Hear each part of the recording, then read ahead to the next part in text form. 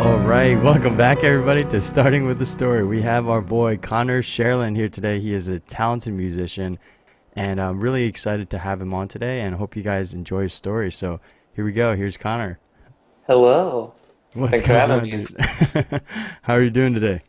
I'm doing well. Got my coffee, ready to go. Nice, nice.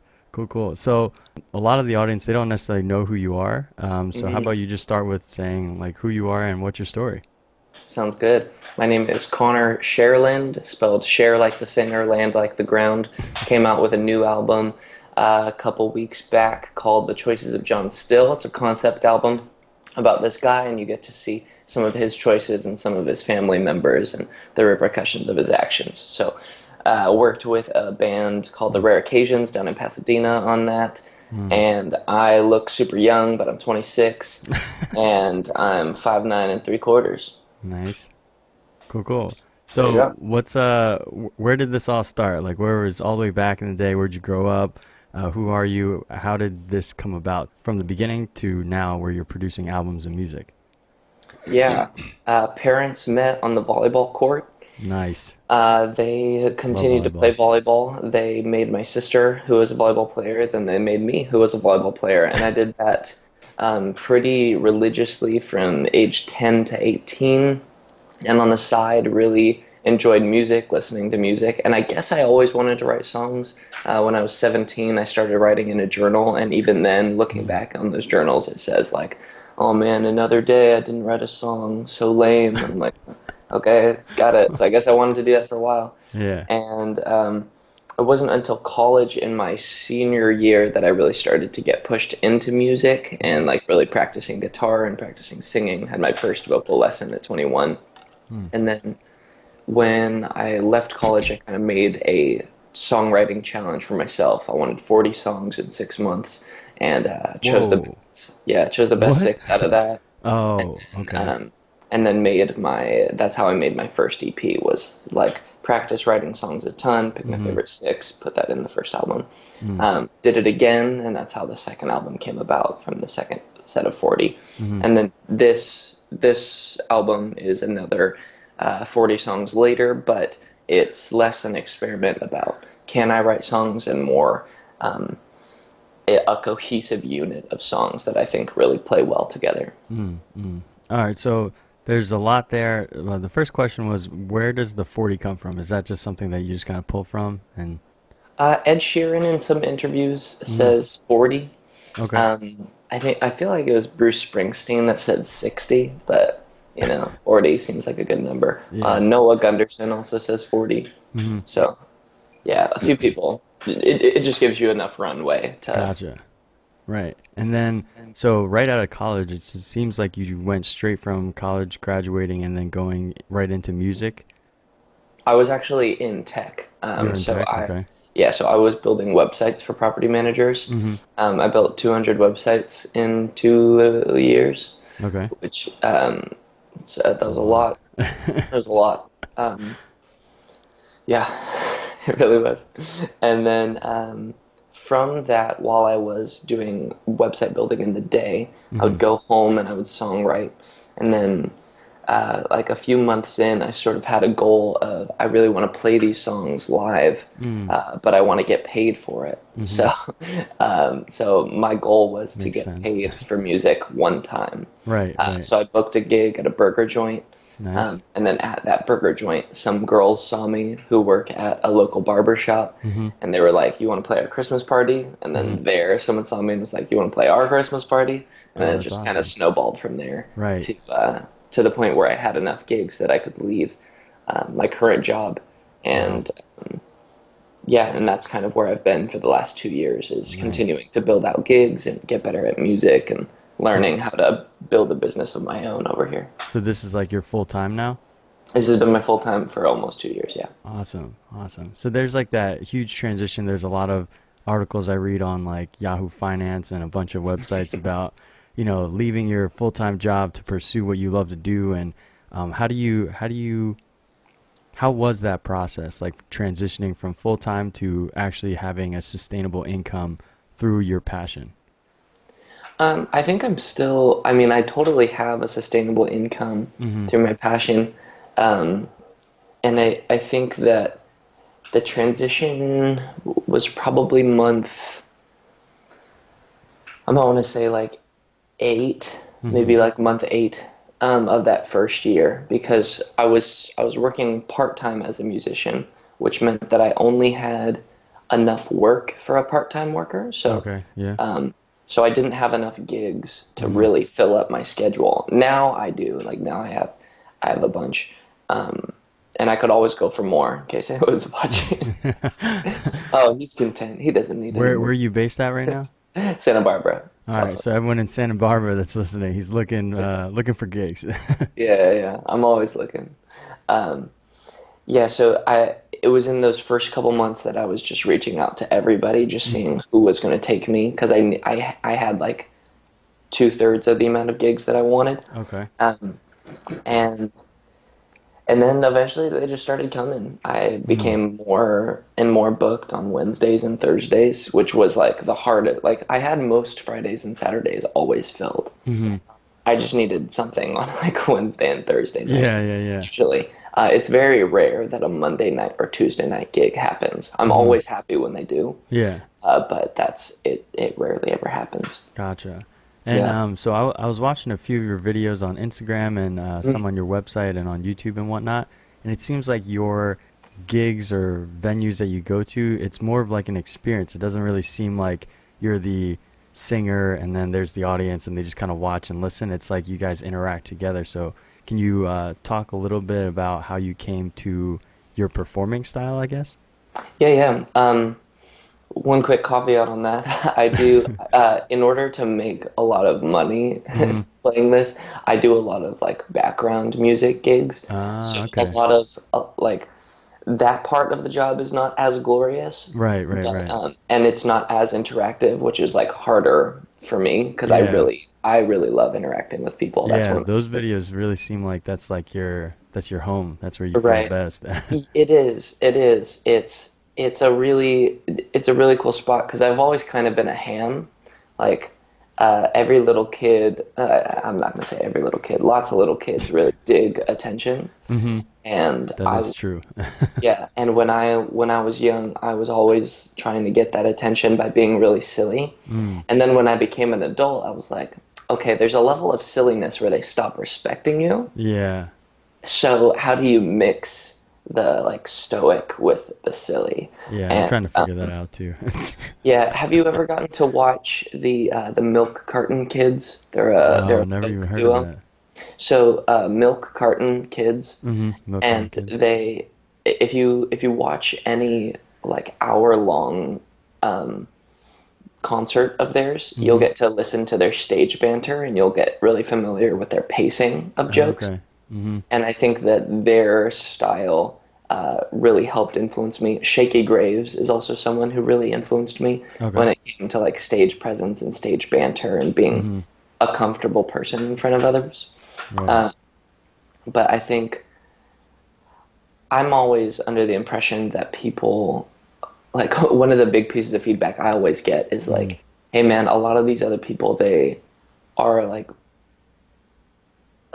this is how the feedback actually comes to me, which is like I thought you guys were all like really similarly talented tonight. That's Hmm. awesome. And Yeah. I go back at them and I'm like, no, that's not the case. I'm actually worse than all these people. You're mistaking my stage presence for Hmm. my musical talent. Right, right. And they go, It's a oh, facade. yeah, yeah, yeah. And and it's really funny to watch people's minds click in and be like, oh my gosh, yeah, you are musically worse than those guys. Yeah. But I was still very entertained. Yeah, And yeah. I'm like, yeah, because I enjoy being an entertainer as much as a musician. Right, right, right. Yeah. Awesome, awesome. So, out of these performances and out of your journey thus far in following your passion per se, Hmm. what's been one of your proudest or greatest achievements in your musical journey? I would say this recent album was probably Hmm. the big one. both because of like musically it accomplished a lot for me. I'm such a fan of the Mm, album itself. I like listening to it. right. The other That's ones it good. took That's good. yeah the other ones I'm a fan of. Mm-hmm. But it took me longer. Like when you work on a song for so long Mm-hmm. and then you go into the studio and work on it for so long, you just Mm-hmm. get sick of it so much Right. faster. Right. And all of these songs I never got sick of, and that felt Ah, so okay. good to me because I care about them so much and they hold such a dear place Mm. in my heart. So it felt really nice not to hate them. Yeah, that's At the awesome. very That's end. awesome. So it Um, sounded like your new album called The so Choices of John Still, and you mentioned that he has like a family and there's other characters per se. So right. explain the album, I guess, and who Yeah, John yeah, yeah. Still is and all that. Yeah. So John Still is this guy who can see into the future. He looks into the future and he finds that the love of his life is not going to marry him. So he Um, devises this little potion to hmm. make her fall in love with him. Okay. And as that potion wears off, we find them in the marriage. Mm. Yeah, Hmm. so that's the first song. That's like the setting for the first song. Yeah. And then in the second track, you hear an old Russian folklore story Mm-hmm. called Kashi the Deathless. Mm-hmm. He's like the OG Voldemort. He hid away his soul in kind of a Horcrux sort of a deal, Okay. Yeah. and then he would like capture young women, keep them in Oh, his tower till they grew old and died, and then he'd go grab another. Um, what? so yeah, but that's like an actual like fairy tale from the world that we live in. Oh. Okay. Like Yeah. Yeah. I that's didn't know that's not that. even that's not even made up. Yeah. So Yeah.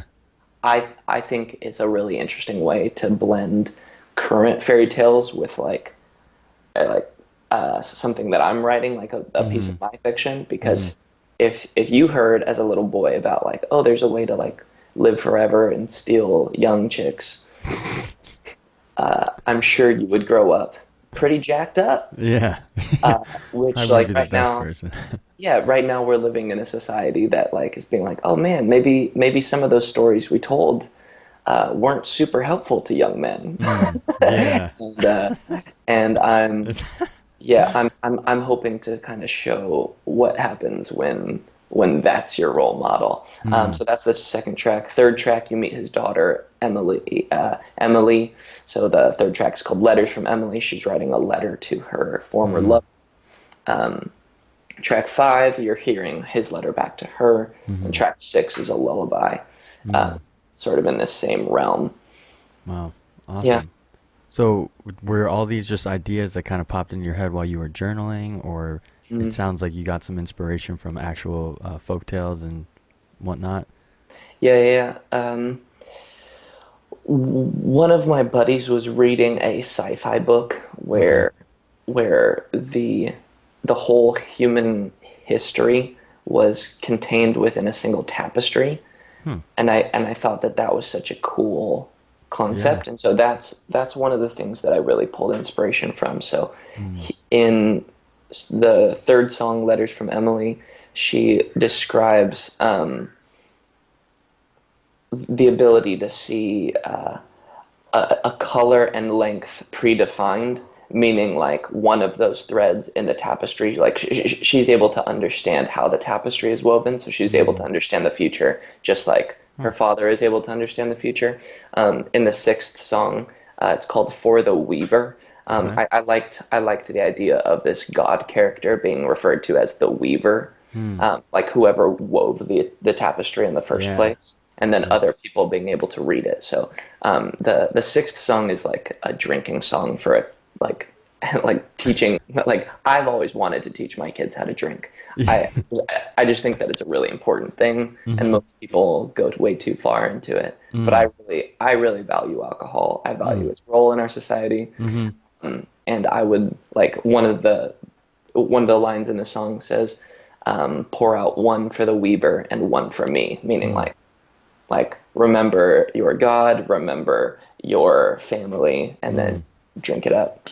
Word. Yeah. I want to dive a little more into what you just said and how you value alcohol and its role in our society, or how do you view the role of alcohol in our society? Obviously there are good ways and bad ways to go for it.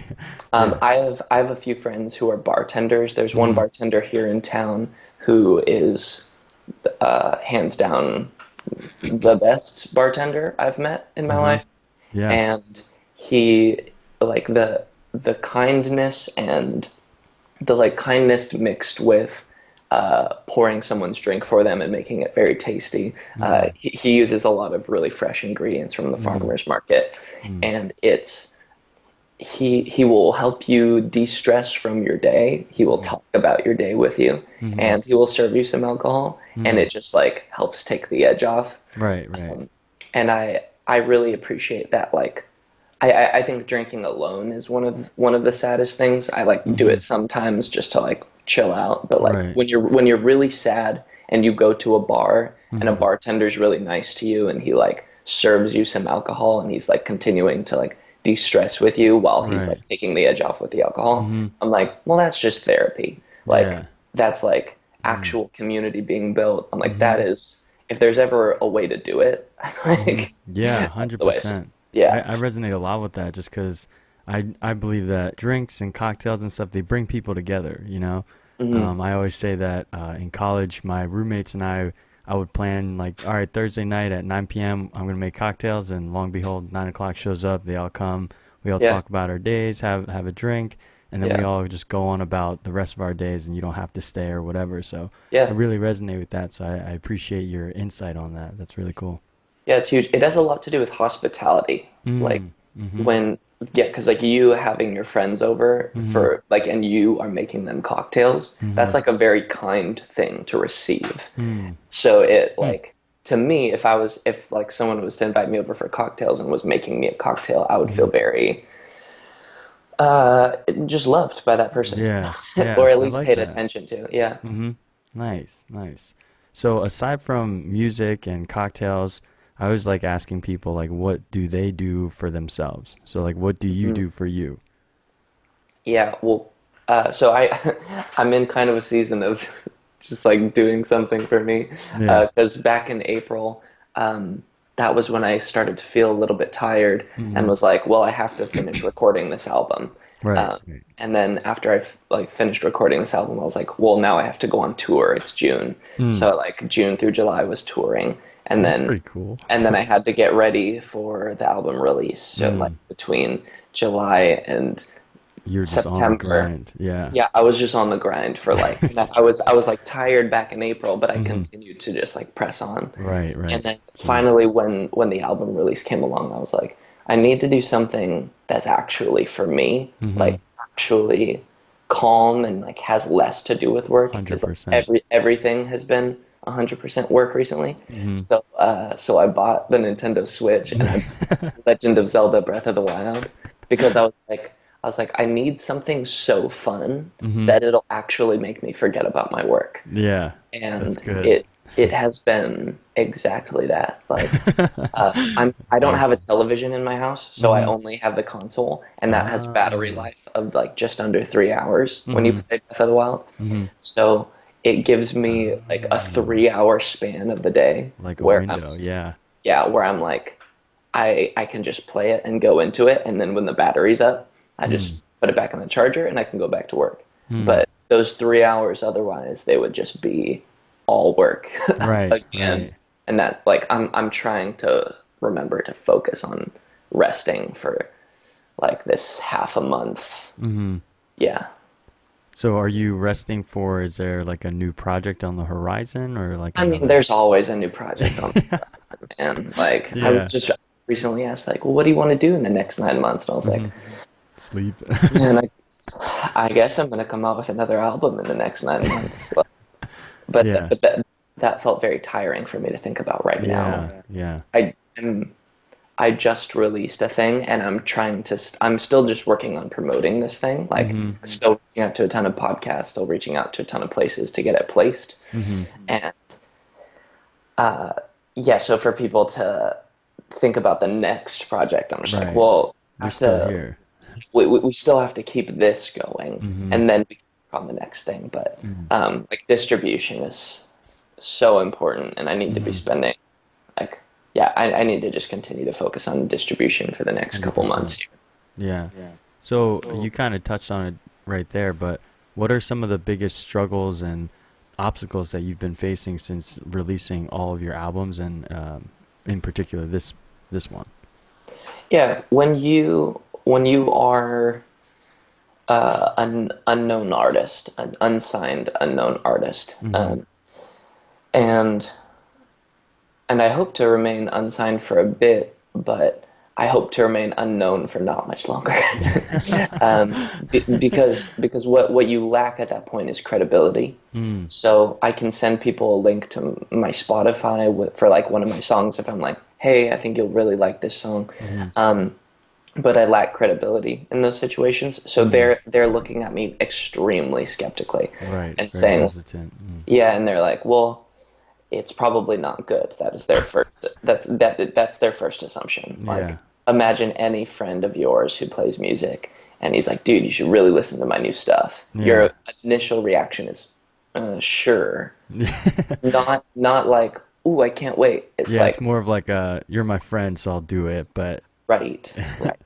And like culturally I'm trying to make that shift. mm. I what I really try to do is not um, pressure any of my friends to listen to my music. Mm. I Of don't course. even know if my close friends have listened to this music. Like a lot of my close friends probably have not. Mm-hmm. And that's not something I hold against them. A lot of my Right. friends have kids, Mm-hmm. so I kind of like absolve all responsibility from their plate. Yeah.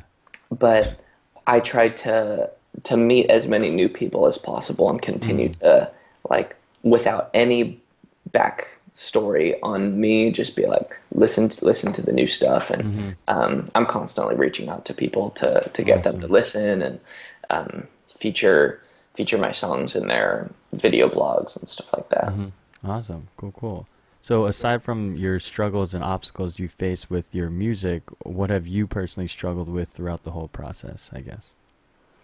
Uh, Doubt and crippling fear that I'm just gonna die old and poor. Oh my gosh. Uh, so the doubt portion, Mm.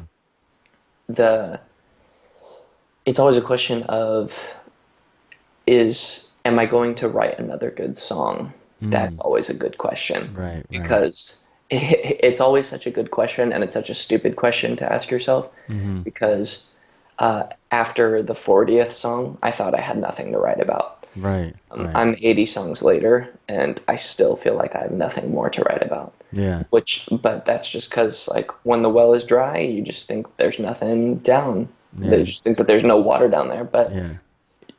Just you just gotta have to dig a keep little digging. deeper. Yeah. Yeah, you just have to keep digging, I and like that. that's one of the really interesting places that a songwriter can go versus continuing to write about love and feelings of love all the time. You could like Mm. write about crickets Yeah. for a good, like, if you try to write 20 songs about crickets, my God, Yeah. I can't even imagine. Like, there's probably like the dopest cricket song in the world in there, Yeah. Yeah. which would be, it's so interesting. Yeah. Uh, Yeah. so you get to go into these really wacky headspaces, and Mm-hmm. sometimes a really cool thing pops out. So that's like the doubt realm, Mm-hmm. and then the old and washed up. I've always one of my biggest fears in life has always been to become a has been. Mm. I've seen certain people in my life become not like my close friends or anything, in Mm-hmm. case they're listening, but become has-beens or like everything becomes referential of the past. Mm-hmm. Like, oh, when I was 19, I was doing this, or oh, when I was in Um, my 30s and I was doing this. like when you have a conversation with them? Yeah, and it's Mm. always about the glory days. Right, right, And right. I just don't think that life should be about the glory days. I Mm. think that you're supposed to be like if if you, John, Mm-hmm. don't get any better between now and Mm-hmm. 60, Yeah. that would be really sad, That's pretty depressing. Yeah. I would right? hate for that to be the case. But I think that my peak Mm-hmm. exists in my future. Mm.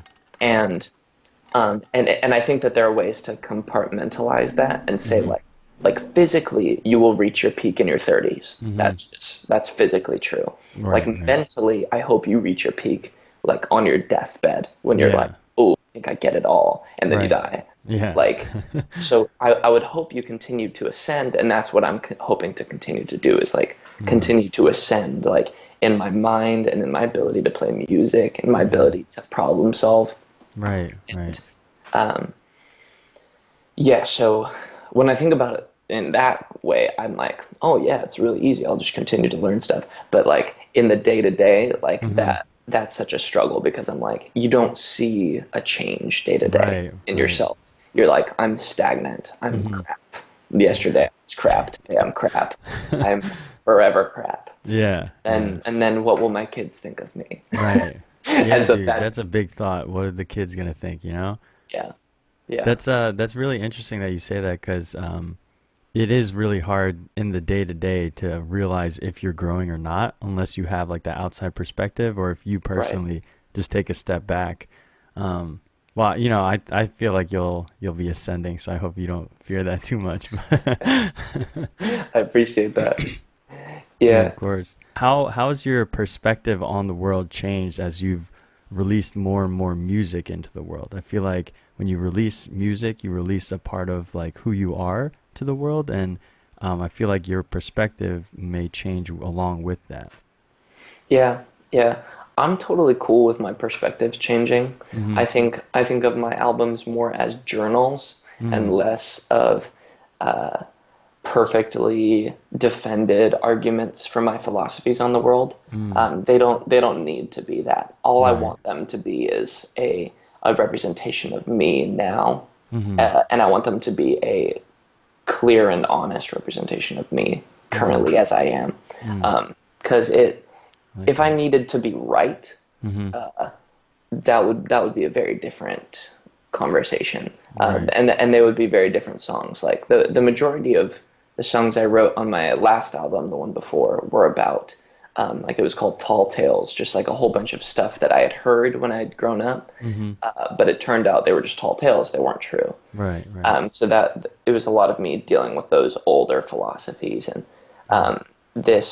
this album has a lot to do with the idea of love and control, Mm. and what do you do when you want something you can't have, Mm. especially when that's a person.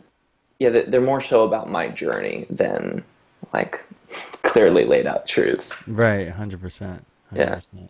What's your relationship with sacrifice? Because I know when people transition to, music or the musical industry and try to do freelance work or gig work and all that, there's a lot of sacrifice involved. But what were some of the hardest things for you to sacrifice, and what was your relationship with it? The idea of sacrifice. It's been difficult to sacrifice a bit of pride when it comes down to what I do for a living. Mm. A lot Hmm. of people don't understand what it is I do for a living. Right. Um, Hmm. so people kind of see it as a hobby that I'm doing Mm-hmm. full time Yeah.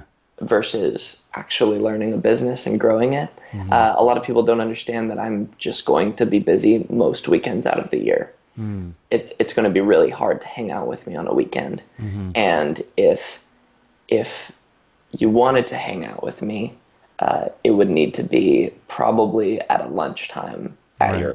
at your work, Mm-hmm. which I totally have the flexibility to meet up and do that. Mm-hmm. But yeah, specifically with my parents, it's been hard because they grew up in uh, like for the last 30 years they just retired, but they were Oh, wow. educators, Okay. which means you have summers off, which Mm-hmm. means you have winter breaks off, Mm-hmm. spring breaks, and you work Monday through Friday, and then you have Saturday, Sunday off. Mm-hmm. This is not so with music. Yeah. uh, like what there are lots of people in the world who work nights and weekends. Mm-hmm.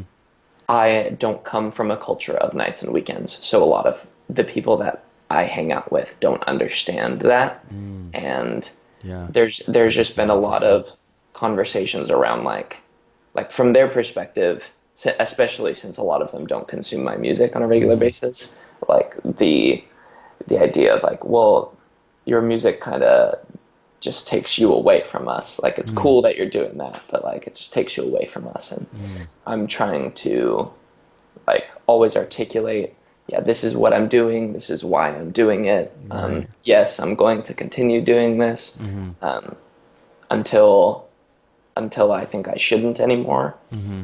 And yeah, so there's some serious sacrifice there, like both within the relationship itself, Mm-hmm. and then within me having to be like, they don't come from a past of understanding Right. a Right. reverse work schedule. So Mm-hmm. I have to be really patient and sacrifice any like, you don't understand how important this is. It's like, no, they actually don't, because this isn't what Mm-hmm. most people do. So you're just gonna have to Mm-hmm. constantly explain it. Wow, I really like that. I feel like I haven't really heard many people explain it that way, but it's very refreshing to hear that you're very open, honest, and transparent about what you're doing and thinking about the reasons why it would conflict with other people's thoughts and beliefs. So I Hmm. respect it a lot. That's awesome. Thanks, man. Yeah, of course. So in regards to those sacrifices, on the flip side, who are some of your biggest supporters that like really help keep you going and really bring you a smile at the end of the day and you know that like, you know what, I'm doing this for a reason and it's for these people Yeah. that are supporting me. Who are they? Yeah. I mean, my wife is my biggest supporter Mm. in Oh, that's so the world. nice. Yeah. Yeah. Um, yeah. I probably would have quit Yeah. years ago if I didn't have her support. Yeah. Wow. She's really helpful because I'm really big on integrity, uh, Mhm. and she beats me on that front. Um, I don't think that I could quit this job Mhm. without a really good explanation to her. And Mhm. uh, Wow.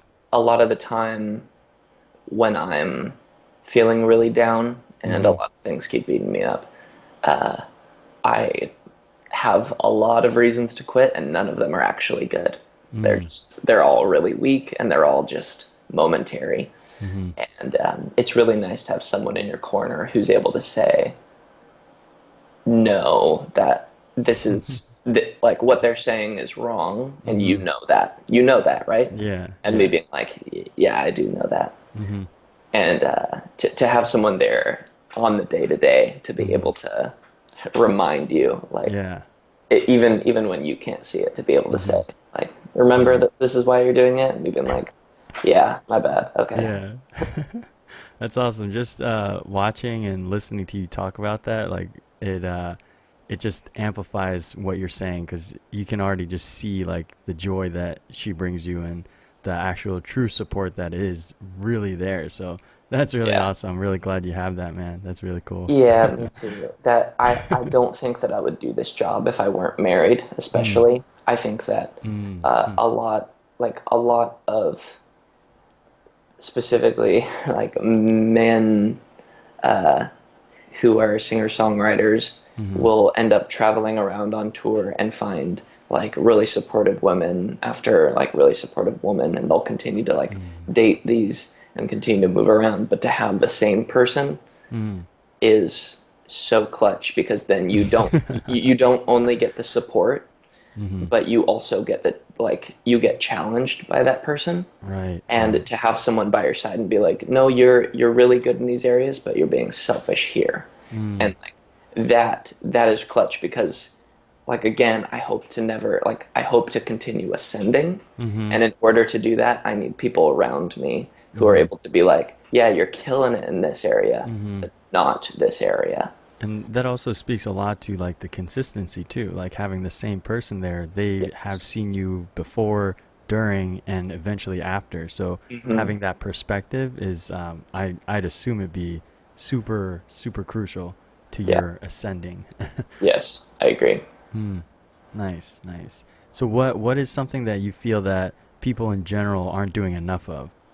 Things that people are not doing enough of. This is great.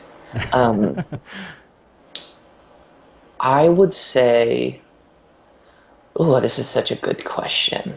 You're basically asking, you're basically asking like, what's like the simplest problem to solve in the world. Um, I guess you could say that, yeah.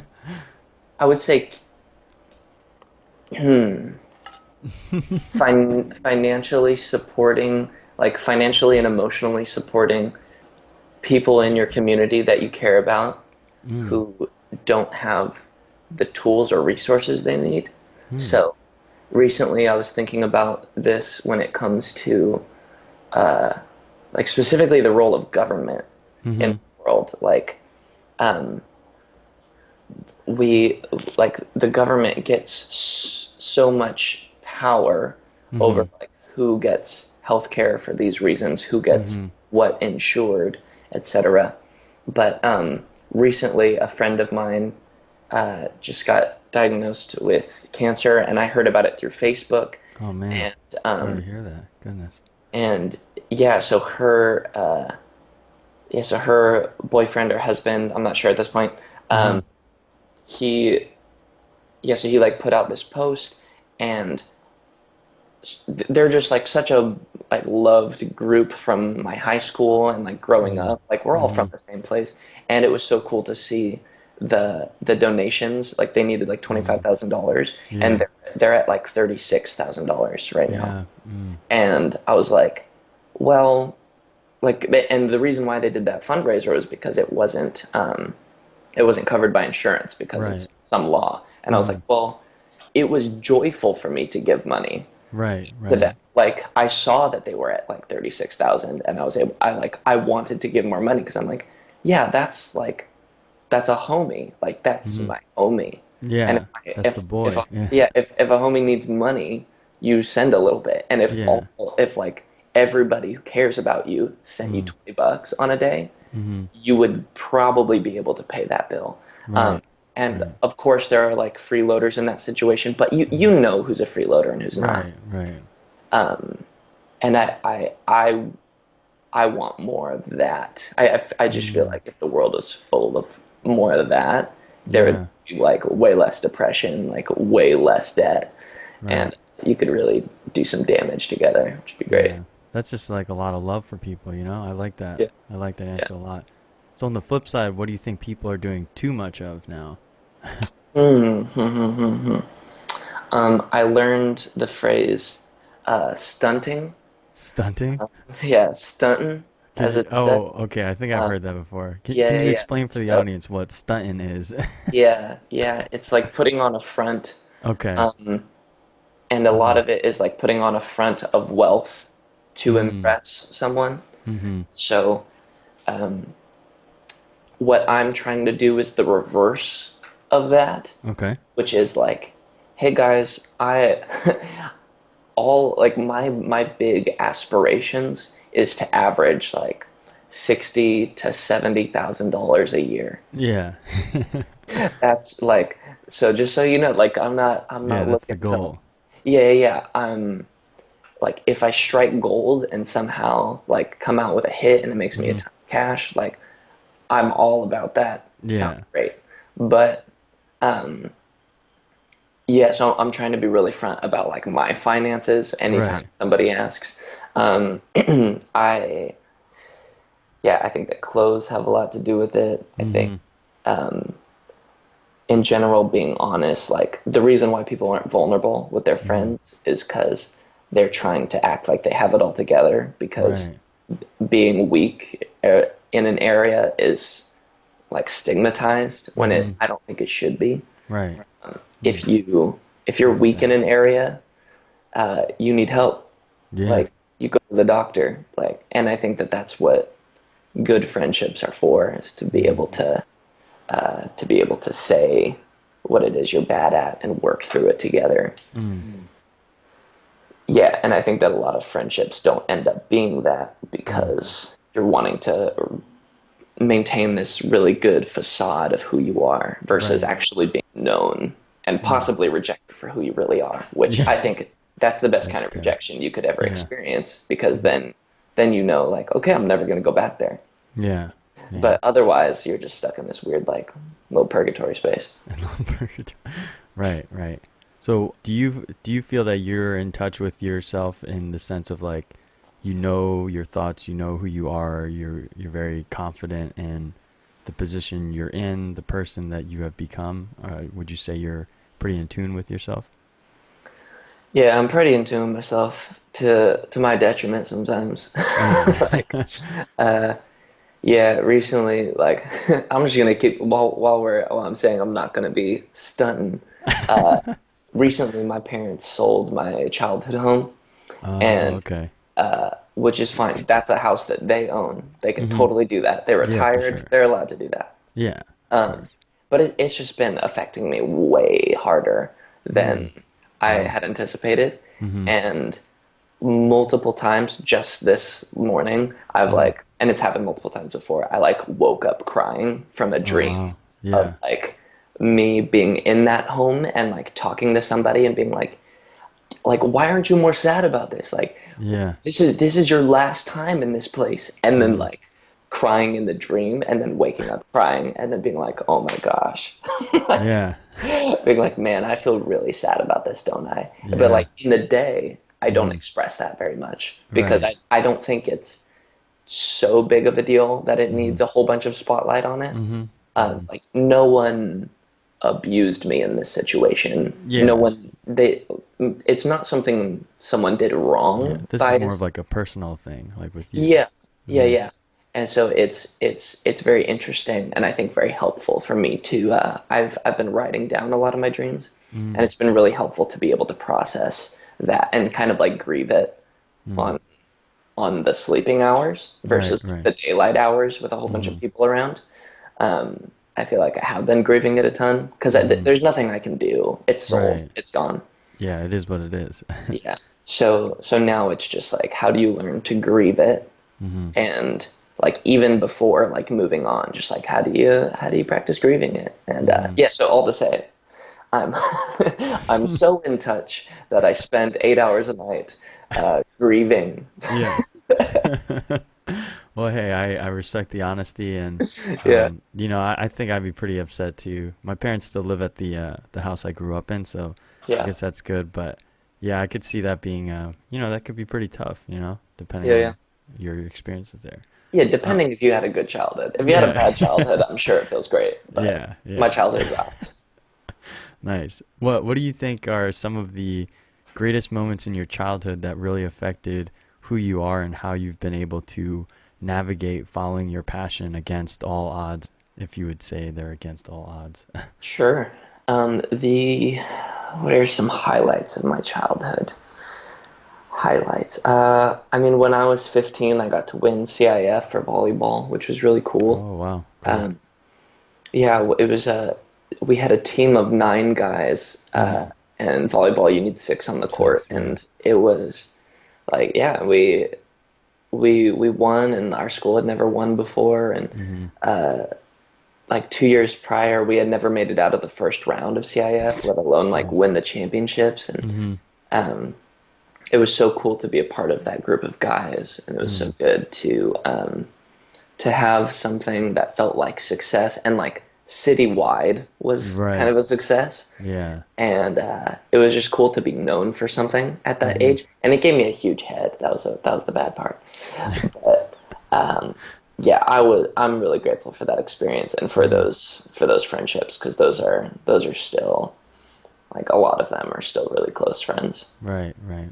So I like that you chose that because I feel a lot of people that I've talked to about music and music industry and following that is like you have to kind of have a big head at some point. Like you kind of have to have it in order to succeed because if you don't and you don't have like that confidence in yourself, Hmm. you'll just get ripped apart. Now, Yeah. is that true? Do you think that that is a fact or I would Me personally, I'm careful with the language right? because Mhm. I've been told that same kind of thing. Like you need a big head or you need Mhm. what's called rhino skin, this like really tough exterior that keeps out Oh, like okay. any little scratches from people. Right. Um, and I'm kind of working against those phrases because I think that Mm. people need like a strong heart and confidence in Mm. their music. Amen, dude. Because Amen. if you have good music and your music's like if it's worth listening to, Mhm. then you have no reason to have a big head about yourself. Mm. All it is a product. Like, and I'm not ever going to call music the cure for cancer. I will call it like, um, what can I compare it to? If your music is the new multivitamin, let's call it that. Like, Okay, new it's a multivitamin. Is it it chewable or is it it's swallow? it's chewable. Chewable. Okay. You bet your bottom, because that's the best kind. Yeah. Amen. Um, yeah. So if you have like the best multivitamin Mm-hmm. on the street, Mm-hmm. something that actually benefits people's lives, it doesn't Mm-hmm. take long to consume, and it's Mm-hmm. good for them, like, then you should sell it. That's not about you. Mm. That's about them That's about gaining the nutrition value. in their life. Right. Right. Yeah. The And value that's brings. that's what I'm looking to do. Like, Mm. I feel absolutely no like big-headedness when it comes to the phrase like, I think you should listen to my new album because Mm-hmm. it's really good. And Mm-hmm. I think not only like the music is good, the Mm-hmm. message is good, but like the story as a whole is good. Right. Right. Um, and I don't have any like big-headedness about myself. Like, Mm-hmm. I personally struggle with like big pride in Right. Right. myself, Mm-hmm. but those songs I think are worthy of my confidence and my Mm. attention. Yeah. So I would be doing those songs a disservice, and I would be doing people a disservice if I wasn't Mm-hmm. introducing them to this music. Okay. Yeah. And I think that when it comes to a strong heart, like, that Mm-hmm. has more to do with the why, like really Mm. understanding why you're doing something, and then Right. always executing on the what. Like, so this is what I do today because I Mm. understand my why. Right. Yeah, because I think when you get into big-headedness, I don't think that the world needs more big-headed people. Um, I think that the world needs more humble people, Mm. and Amen. I'm I'm like pretty humble about the fact that like I know that my music probably isn't going to be like the thing that changes your life, Yeah. but Yeah. it is one ingredient to your life that I think Yeah. you would really benefit from. Yeah. Um, Yeah. I like that. and yeah, and like I think it's a lot better than a lot of the pop that people consume. So Yeah. Yeah. so I have no problem saying like you should probably stop listening to that new pop album that came out. You should Hmm. probably listen to mine. Yeah. 'Cause, like I think it's really interesting. Nice, nice. I like Yeah. that. I really like that. So going along with this theme of, debunking, misconceptions and whatnot, what's Yeah. another misconception that you think surrounds the music industry or, um, I guess, freelancing or gig work and all that stuff? Yeah. One of the big myths I think is you need to play.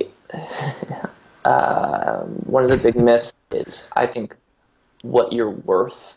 Mm. Like, what are you worth as an artist? Mm-hmm. Um, a lot of artists are paid nothing for too long Mm. because people tell them that's what they're worth. Now, that's not what you're actually worth. That's what your culture has told you you're worth. Mm. And then at a certain point, they think they should be making more money than what the market says that they're worth. Right, right. Um, so that they're like overpricing and underpricing themselves. And I think that um, what you're worth is really contingent. Like, as a person, what you're worth should never be equated to what you get paid as a musician. Right. But what you're worth as a musician, that's just determined by the market. Mm. So if you want to get paid more, you can move to a different town where where they pay more. Mm-hmm. And I have a lot of people who don't get paid and are used to not getting paid, and they're so surprised when I pay them for like playing with me Mm. because specifically LA just kind of treats them like junk. Like, they just don't get paid for most gigs. Yeah. And yeah, and there are places you can go outside that that will treat you better. Yeah. Yeah, That's good. That's good to know that there are some places that'll treat you a little better. yeah, yeah. Cool. One more question that I have for you is, in your pursuit of following your passion, what advice and what things would you tell people that are listening that are also trying to follow their passions, what to look forward to, what to expect, what are some hard things that you'll face? Like, how would you go about giving advice to someone who wants to follow their passion? Yeah, I guess it really means what it is you want to do. Like, what do you want to do with following your passion? Like, if you want Mm, to do it full time, if you want to do it part time, if you want to get started, mm-hmm, um, either way, the answer is to start by actually doing it. mm, Um, the like, I did not have a goal to become a full time musician. That was mm-hmm, not my goal. My goal was to write songs, mm, and that led to other desires, and it just continued to kind of snowball from mm, there. So if you want to become a musician, what kind of musician do you want to be? Do you want mm. to be the kind of musician that writes their own songs? If so, you should start writing songs. Right. If you're the musician that wants to just be like the front man for a band, you don't want to write your own songs, you want to like sing songs that other people wrote, you should take a lot of singing lessons, Mm, to make sure that that's the strongest thing that you have. But like, mm, what is the asset that you need? How do you build to that asset today? Like, what can you do today?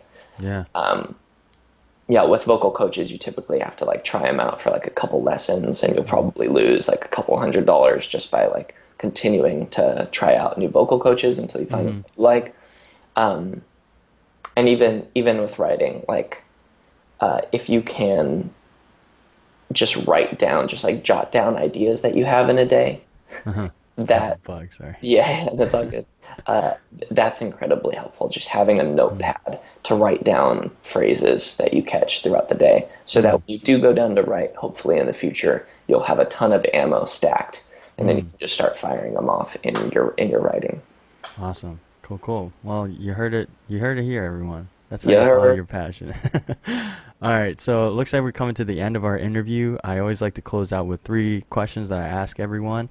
But before that, I just wanted to thank you for being on the podcast and sharing your music with the world, and also sharing a little bit more about who you are aside from your music and your gigs, and sharing your perspective and being really honest and vulnerable. I really appreciate and respect that. So thank you so much for your time and just your thoughts. I really appreciate it.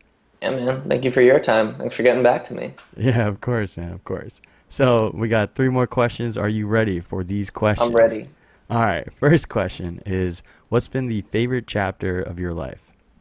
Ooh, favorite chapter of my life. Wow. I'm just gonna say high school right now, High because school? high school I was like, I was I was kind of cool, and it just doesn't Yeah. it doesn't come back. In case you're wondering, high schoolers. If any high That's schoolers are awesome. here, you're probably not gonna get cooler. But That's awesome. All right.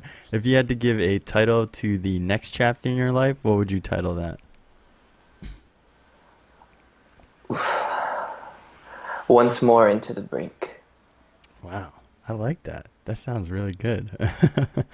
And then last question is, if you had to put a title to the book of your whole entire life up until this moment, what would you title that book?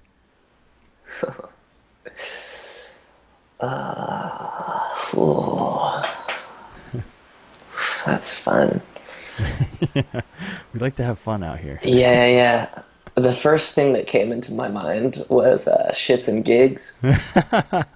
The second, That's funny. I like that a lot. yeah, yeah. Let's keep it at that for right now. Sounds great, man. It Thank doesn't you have to so be my much. official title, Yeah. but that's the first thing that came into my mind. Yeah. Well, if you ever do write a book, I wholeheartedly expect that to be the title. So you got to be ready for that. Well, Connor, thank you so much again. Last thing for you.